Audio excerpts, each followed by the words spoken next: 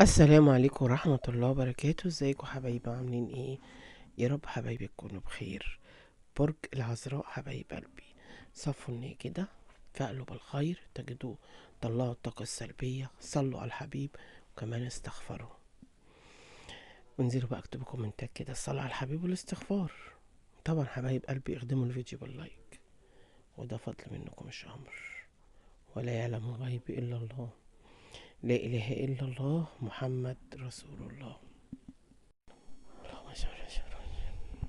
انت بتبذل مجهود الفترة دي، بتعافر، بتشتغل، عايز تطلع من الطريق اللي انت متعلق فيه، او حاسس بالخنقة والضيق بالقرار اللي انت ماسك فيه.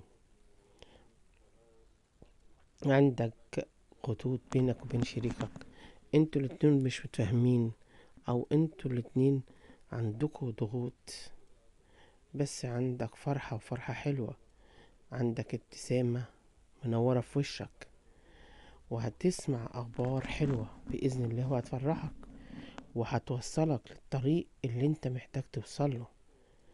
عندك بسم الله ما شاء الله بتجتهد وبتبذل اقصى مجهود ان انت توصل للهدف اللي انت عايزه. انت رافع ايديك لربنا وبتشكر ربنا على اي حاجة. ما شاء الله، عندك كده في رزق، آه سبب مشروع انت هتخش فيه، وهي حاجات في دماغك اليومين دول. الفترة الجاية هتسمع خبرين هيفرحوك، الخبرين دول هيكونوا متعلقين بكذا حاجة في حياتك. الحاجة اللي جواك وتعباك انت ناوي تطلعها منك، ناوي تطلعها بره. والله اعلى واعلم ايه الحاجة اللي تعباك، اللي ضايقاك وخانقاك. انت عندك مشكلة وبتحاول تطلع منها. عندك تجمع في العاطفة، حد هيكون بينكو كلام، هيكون في لقاء عاطفي بينك وبين شريكك، والله أعلم. عندك أمور تخص الشريك، عندكوا في لهفة واشتياق. اللهفة والاشتياق ده ممكن يكون حد غايب عنك، حد بعيد عنك، حد مشتاق له. الحد اللي انت مشتاق له وبتفكر بيه في الفترة دي هو مهووس. يعني انتوا في حد منكم بيحب التاني زيادة عن اللزوم، لدرجة ان هو مش هيقدر ان هو يستغنى عنه او يبعد عنه. فاللقاء العاطفي ده هيكون في تجمع. عندك بقى حرف الاتش، حرف الام، والاتش. عندك نصرة، والنصرة دي هتكون متعلقة بحد من الابراج النارية يساعدك ان انت توصل لبر الامان الفترة الجاية. انت خليك عن بالك، انت عندك فرصة سفر، انك تقرب الناس بتحبك، في عندك ايام مفرحة، في تقدم. بس عندك حبة اخبار، عندك حبة كلام، حبة اخبار. بسم الله ما شاء الله، انت هيكون عندك فيها ايام فيها ازدهار، هيكون عندك حبة راحة، وبعد الراحة دي هتشتغل على نفسك وهتكمل. خلي بالك انت عندك كمان تحذير، انت المنام بتاعك بيكون فيه تحذير. انت ممكن ما يكونش عندك صحاب ولا اصدقاء ولا احبة، بتيجي تقول لنفسك او قبل ما تنام بتشتكي همك لربنا، وبعد ما تشتكي همك وبتفسره لنفسك بتحس ان هو ده تحذير ان انت ما تعملش الحاجة دي. انت صلتك بربنا كويسة جدا وبتحافظ عليها على قد ما بتقدر، والمين دول انت ما بتخليش حد يتدخل في حياتك او حد يعرف عنك حاجة. انت بدأت تتغير للأحسن والأفضل. لا إله إلا الله محمد رسول الله. عندك حب متبادل بينك وبين حد، انتوا قاعدين مستنيين خبر يوصل لكم بأي طريقة. في خبر انت مستنيه يجيلك، مستني حد يكلمك عنه، مقدم على شغل، عندكوا طاقة كبيرة للانتظار. في كلام بقى يخص حقك، في حد مشتاق لك الفترة ديت، الحد ده قريب منك قوي، او بينك وبينه علاقة، في حب، في انتظار. حد قاعد مرصود وعمال يفكر فيك ومستني لقائك بفارغ الصبر، لان هو بعيد عنك وبيفكر ومشتاق. انت بتدعي ربنا ورافع ايديك لفوق، بتقول يا رب انا مش محتاج حاجة من حد، ان انت تكون جنبي وسندي. هيكون عندك يوم فيه بهجة وابتسامة وفرح. حبة الألم اللي في معدتك، انت اكتر حاجة بتشتكي منها يعني ألم في ظهرك، انت دايما بتشتكي منه، ده من كتر الحسد. انتوا الفترة دي جايين على نفسكم. في عندك أطفال أو طرف تالت بيفرق بينك وبين شريكك. عندكوا في ست كبيرة في السن عندها ألم في أسنانها، دي حلوة وصغيرة وبيضة وقصيرة مليان. دي برضو دي الست ديت موجودة في حياتكم، يا إما الحما يا إما حد من الجيران، حد انت تعرفه بينك وبينه صلة. الست دي موجودة ومقربة منكم، فياريت تخلوا بالكم منها. خليهاش تخش جوه حياتك، بلاش تدخلوها في حياتكم. دي موجودة في حياتكم وعمالة تنق عليكم. انتوا خلي بالكم، واحدة بنوتة كده لسه ما اتجوزتش او متجوزة، دي ست كبيرة، دي فوق الاربعينات، بشرتها قمحة، دي موجودة في حياتكم، متحبلكوش الخير. ممكن تكون اخت الشريك من عيلة الشريك، دايما بتحاول تعمل اقصى مجهود في حياتها ان هي تدخل بينك وبين الشريك طرف تالت عشان تفرقكم. هي مش حابة ان انتوا تتجمعوا، مش حابة ان انتوا تكونوا بيت واحد، ولا حابة ان انتوا تكونوا كويسين. واكتر مشاكل كانت بتيجي من طريقها، بتعمل مشاكل وما تبينش اللي هي عاملة المشاكل. يا ريت تخلي بالكم، ما تأمنوش لحد ابدا. في عندكم قهر في القلب وفي ظلم. انت قربت توصل لبر الامان، قربت توصل لطريق جديد. في عندكم رقم 8، ممكن بعد 8 ايام، بعد 7 ساعات، 8 ساعات انت هتاخد حقك. انت ضحيت كتير، عملت حاجات كتير من اجل ناس ما تستاهلش، فدلوقتي انت خلاص تبص لنفسك. عندكوا في خير جاي، والخير ده هيخليك تقف على ارض صلبة. بس في عندك بينك وبين شريكك مشاكل، في توتر، في طرف تالت بيتدخل. والله اعلم المواضيع هترجع زي ما كانت، ولا الطرف التالت هو متعمد ان هو يضايقك ويخنقك. في كمان عندك حد مخنوق، متضايق، حد مسجون، حد في ضيقة او في خنقة، حد مريض. ان شاء الله ربنا هيفك كربه، عشان هو فعلا مخنوق ومتضايق ومقفول عليه البيبان. لو انت عندكوا شغل في المحكمة في اموركم، انت هيكون عندك تجديد بإذن الله. بس دايما خلي أعصابكوا هادية. لا إله إلا الله محمد رسول الله. قال تعالى بالله. عندكوا بقى واحدة ست دايما حاطة عينيها عليكوا، هي الست اللي مخلية عندك كتلة المشاكل اللي عندك، اللي انت بتعاني منها وبتمر بيها. فياريت تخلي بالك من التراجع والتوتر. في عندك سر جواك او في سر انت عايز تكشفه، والله اعلى واعلم. في كلام بيخص السر بيتقال عليك او انت مستني ان انت تكتشفه. الحسد واخد جزء كبير في حياتك، بس عندك امر انت هتحققه، عندك نجاح وهتلبس تاج ان تحس ان ربنا بقى كريم عليك. في نفس الوقت عندك امضى خطوبة، كاتب كتاب، شهادة، عندك امضى وفرحة. الإمضة دي هتكون فيها الفرحة، ما تقلقش، وهتفرحك بإذن الله. ليه؟ عشان انت بتبذل مجهود عشان توصل لهدفك،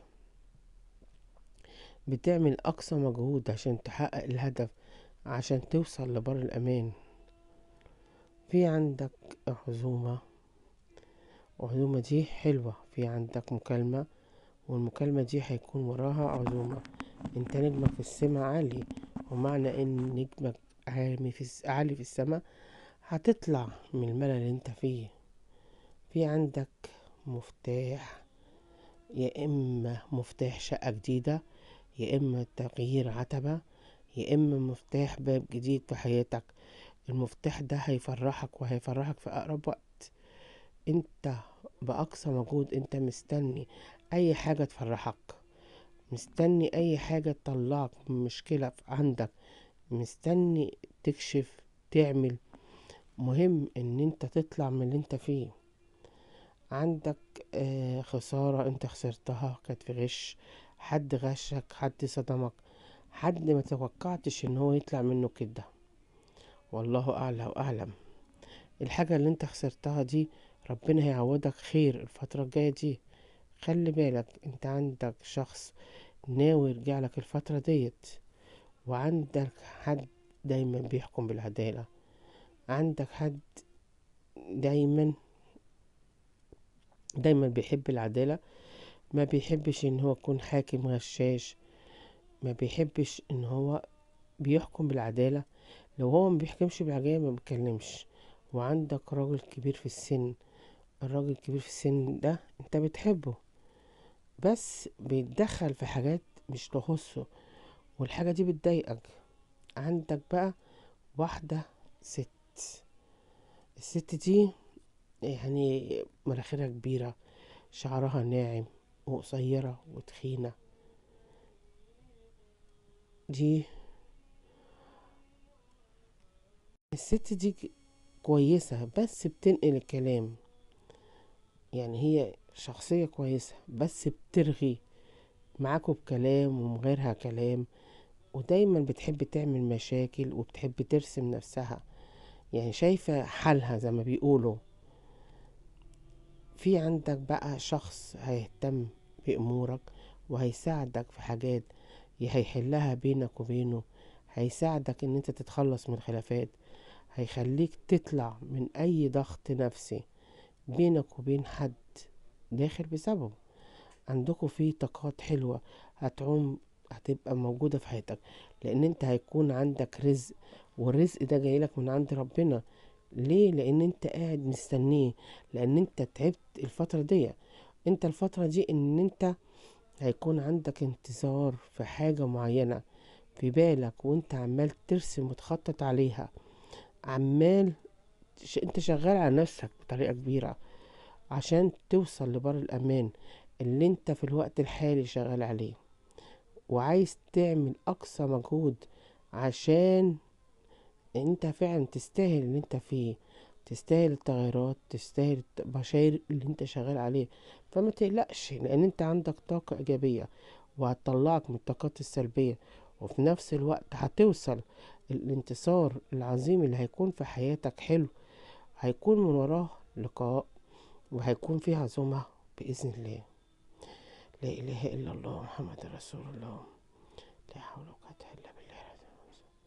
في عندك ضغوط، انت محتار في امرين، قرارين، حاجة، في حاجة في حاجات انت بتفكر فيها، رغم ان انت قاعد بتفكر في حاجات. بتحب نفسك، بتحب تدي لنفسك راحة، بتحب تدي لنفسك طاقة. عشان كده انت عندك فرصة جديدة لبداية جديدة بإذن الله. هيكون عندك انسجام، هيكون عندك أخبار، والله أعلم. هتبقى منسجم بنفسك. لو انت عندك مشكلة في جسمك أو في شكلك، انت بتحاول ان انت تشتغل عليها وتصلحها، وبالطريقة، فالخير اللي جايلك هيخليك توصل لبر الأمان. انت الفترة دي ناوي تعمل حاجات كتيرة في نفسك، في جسمك، في شكلك. انت ناوي تنزل تشتري ملابس، عايز تعمل حاجة جديدة في حياتك، والله أعلى وأعلم.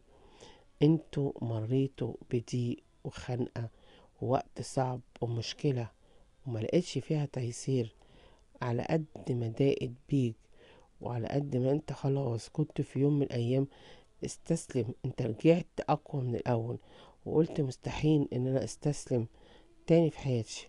مهما بتحس ان انت خلاص، انت بتعافر وبتجاهد، بتقول انا لازم اوصل لبر الامان، ودي احسن حاجة فيك. عشان كده انت دايما مميز وعارف انت هتعمل ايه في حياتك. بينك وبين شخص علاقة ممكن يكون من ابراج المائية، او بينك وبين حد في تردد، في اختلاف بينكم وبين بعض، في يبقى في انفصال وبعد كده ترجعوا، بيبقى في بلوكات وترجعوا تفكوها. في علاقة بينك وبين حد شوية بتبقى كويسة وشوية لأ، عندكم في توتر في حياتكم، مش مخليكم مش عارفين تاخدوا قرار. في عندكم مسؤوليات وزايدة عليكم الفترة دي. على قد المسؤوليات بتزيد على قد ما انتوا بتكوا اكتر. في عند بيدعيلك ان ربنا يديكوا الحد المناسب، دي قريب جدا هتلاقوا الشخص المناسب اللي هيعوضكوا عن كل اللي انتوا فيه. في انفصال بينك وبين حد الفترة ديت، انت خدت قرار انفصال او قعدتوا مع بعض وحصل لقاء عاطفي او حصل امور تخص العاطفة، انت طلعت اللي جواك وهو طلع، وانتوا خدتوا قرار انفصال لان انتوا مش حاسين بالراحة مع بعض او في مشاكل. فياريت تخلي بالكوا، خلي بالكوا، خلي بالكوا.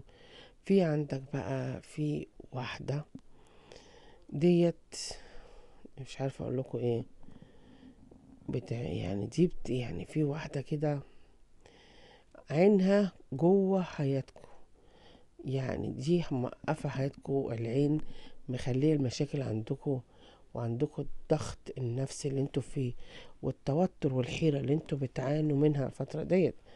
الوجع عندكم التعب ده من كتر الحسد اللي عليكم. انت مستني اي حاجة تخص حياتك الفترة الجاية، ممكن هيكون عندكم رجوع الفترة الجاية او الانفصال او الطلاق او الفراق، حسب حصل بسبب آه ده بسبب العين. القرار اللي انتوا عاملين ده مواضيع ده بسبب العين اللي داخل عندكم، وان العين دي جايلكم من طرف الناس الشريك، لان هما بيبصوا في حياتكم مستكترين اللي انتوا فيها والحيرة اللي انتوا عمالين تمروا بيها. انتوا الفترة دي احساسكم عالي وروحانياتكم عالية، بتكتشفوا حاجات، بتحاولوا تطلعوا نفسكم. انتوا عايزين شوفوا عايزين ايه. انت ظلمت وانت يعني حالك واقف مش لاقي على العراقيل، بس إرادة ربنا في الوقت المناسب هتبقى ملك وهتوصل لبر الأمان وهتوصل للهدف اللي انت مستنيه بفضل ربنا. ما تقلقش، كل حاجة بوقتها، كل حاجة لها وقت، مفيش حاجة بتدوم أبدا. لو كان عندك علاقة مع الأبراج الترابية اهدى. لو انت مصدوم الأبراج الترابية هتاخد حقك، وزي ما بيقولوا عندنا في مصر تالت ومتلت. حياتك دي عاملة زي الشمع، تبقى منورة، هتتقبل الفترة الجاية بطريقة مختلفة عشان انت مستني. هتوصل وهتنجح بإذن الله، بس عندك تفكير بينك وبين حد او في كلام مختلف، جنسية مختلف، البلد مختلف في حاجة معينة. في حد عندك مريض في تحس ان جسمه عنده تعب، وربنا يشفيه ويعافيه يا رب.